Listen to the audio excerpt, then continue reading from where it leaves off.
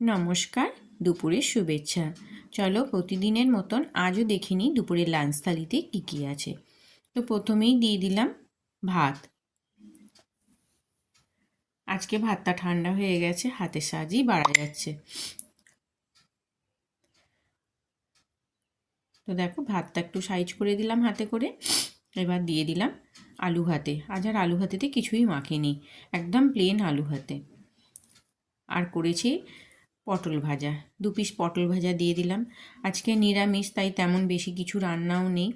করেছি হচ্ছে কুমড়োলি, কালো জিরে দিয়ে একটু মচমচে করে কুমড়োলি করেছি। আর দিয়ে দিলাম লম্বা করে কাটা 4 পিস শসা।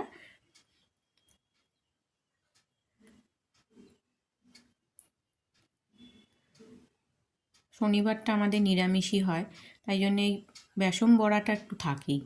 আর করেছি দেখো অরহর ডাল, সব রকম সবজি দিয়ে।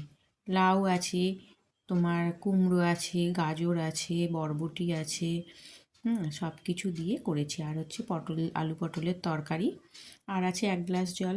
তো কেমন লাগলো আমার লাঞ্চ থালি অবশ্যই কমেন্ট করে জানিও। ভালো লাগলে একটা ছোট্ট করে লাইক করে দিও।